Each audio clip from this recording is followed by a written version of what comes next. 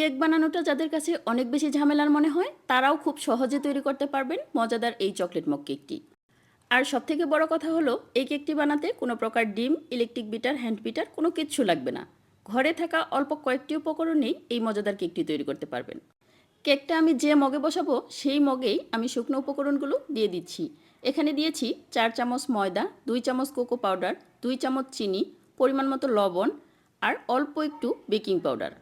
এখানে 1 চামচের 4 ভাগের 1 ভাগ বেকিং পাউডার ব্যবহার করেছি। দিয়েছি 2 চামচ গলানো বাটার, আপনারা চাইলে এখানে 2 চামচ তেলও ব্যবহার করতে পারেন। দিয়েছি অল্প একটু ভ্যানিলা এসেন্স আর 6 চামচ দুধ। এখন খুব ভালোভাবে চামচ দিয়ে মিশিয়ে নিচ্ছি। মেশানো হয়ে গেলে এখানে কিছু গ্রেট করা চকলেট দিয়ে দিচ্ছি। আপনাদের কাছে চকো চিপস থাকলে চকো চিপসটাও দিতে পারেন। টিস্যু দিয়ে মগটা চারপাশ থেকে একটু পরিষ্কার করে নিয়েছি। এখন আমরা চুলাতেই এটা বেক করে নিব। এটাকে গ্যাসের চুলায় আমি অল্প আঁচে 15 মিনিটের মতো বেক করেছি। 15 মিনিট পরেই আমার কেকটা পারফেক্টলি হয়ে গেছে। আপনারাও চাইলে এই রেসিপিতে ঘরে থাকা উপকরণে গ্যাসের চুলায় তৈরি করতে পারবেন এমন ইয়াম্মি চকলেট মগ কেকটি।